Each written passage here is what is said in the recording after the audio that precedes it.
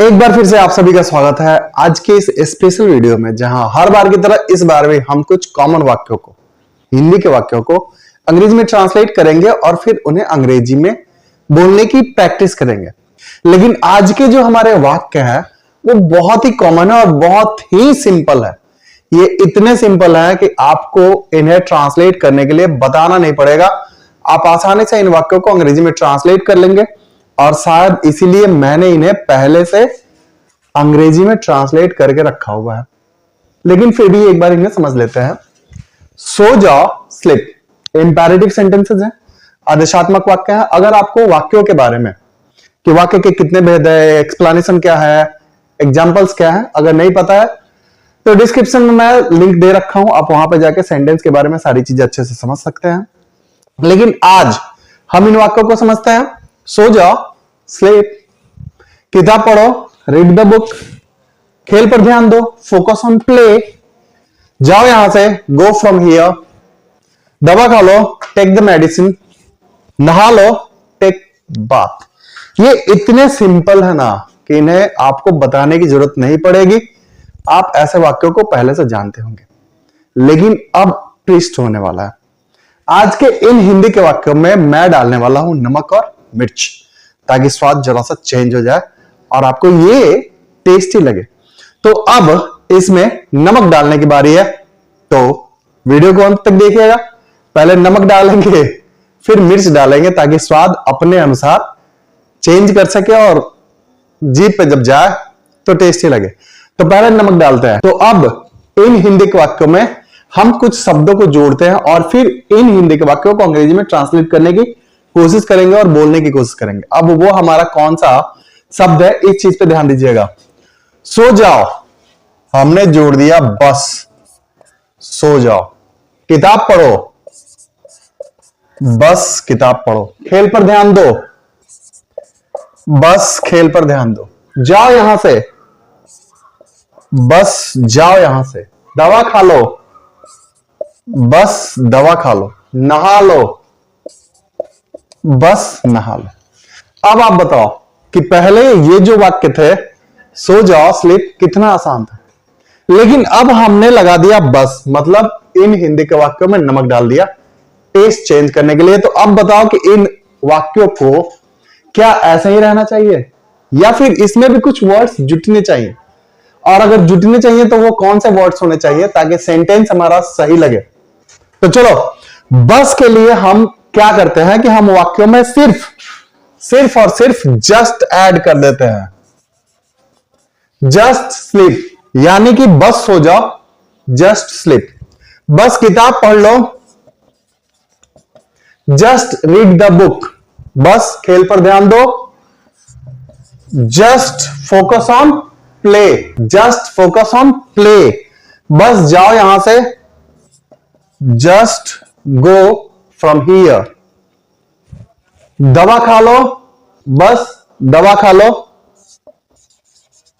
Just take the medicine. नहा लो, बस नहा लो। Just take bath. तो हमने लगा दिया नमक। नमक लगाने के पहले इन वाक्यों का स्वाद कुछ और था। नमक लगाने के बाद, यानी कि बस ऐड करने के बाद, इन वाक्यों का स्वाद कुछ अलग हो गया है। तो जब भी वाक्य में बस लग जाए तो आप वहां पे जस्ट का प्रयोग कर देंगे। क्या कर देंगे? जस्ट का प्रयोग कर देंगे। और बस सो जाओ, जस्ट स्लीप, आप उन वाक्यों को अंग्रेजी में ट्रांसलेट कर लेंगे। लेकिन नमक डालने के बाद अब आती है मिर्च की बारी। अब हम यहां पे लगाएंगे अब बस सो जाओ, अब बस किताब पढ़ो, अब बस खेल पर ध्यान दो, अब बस जाओ यहां से, अब बस दवा खा लो, अब बस नहा लो। तो नमक डालने के बाद टेस्ट चेंज हुआ, शायद आपको अच्छा लगा होगा। लेकिन अब मिर्च डालने के बाद ये जरा सा और टेस्ट चेंज हो गया इसका।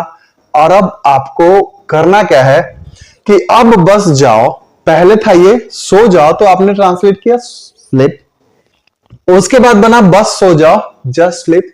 लेकिन अब हिंदी का वाक्य है अब बस सो जाओ, तो अब क्या करोगे? कैसा लग रहा है आज की वीडियो आपको? ऐसे ऐसे वाक्यों को, शब्दों को जोड़कर, शब्दों को घटाकर वाक्यों का जो फॉर्मेशन बनता है, इन्हें हिंदी से अंग्रेजी में ट्रांसलेट करना मैं ही सिखाता हूं। तो अब बताओ कि अब बस सो जाओ को आप क्या ट्रांसलेट करोगे, इन्हें अंग्रेजी में कैसे बोलोगे? अगर नहीं पता है तो पता चलने के बाद आपको वीडियो को लाइक करनी होगी और अपने किसी दोस्त के पास शेयर भी करना होगा। तो बता दो, अब बस सो जाओ। चलो बता देता हूं, सो जाओ, स्लीप, बस सो जाओ, जस्ट स्लीप। अब बस सो जाओ, just sleep right now, just sleep right now. अब बस सो जाओ, जस्ट स्लीप राइट नाउ। अब बस किताब पढ़ो, जस्ट रीड द बुक। ये आपका फुल स्टॉप हट जाएगा, ये सारे फुल स्टॉप हट जाएंगे। तो अब बस किताब पढ़ो, just read the book right now. खत्म कहानी भाई, कुछ नहीं है। आपको जो पहले लग रहा था बहुत ही टेढ़ा मेढ़ा या बहुत ही पेचीदा, कुछ नहीं है, इतना आसान है कि जवाब नहीं है। बाकी सिर्फ मैंने 2 हिंदी के वाक्यों को ट्रांसलेट किया है राइट नाउ लगा करके। बाकी जो बचते हैं 1 2 3 4, इन हिंदी के वाक्यों को आप राइट नाउ लगा के ट्रांसलेट कर लेना और इन्हें घर पे बोलने की प्रैक्टिस करना। जैसे ही आप इन्हें घर पे बोलने की प्रैक्टिस करोगे ना, आपकी अंग्रेजी दुरुस्त होती जाएगी। तो आज की क्लास इतना ही रहने देते हैं। अगर वीडियो अच्छी लगी हो, अगर जानकारी अच्छी लगी हो तो लाइक करते जाना, अपने किसी दोस्त को ऐसी वीडियो शेयर करते जाना। खुद पढ़ो, दूसरों को भी पढ़ाओ, इस नीति पर अमल करना। मिलते हैं कल ऐसे ही किसी वीडियो के साथ। Have a good day.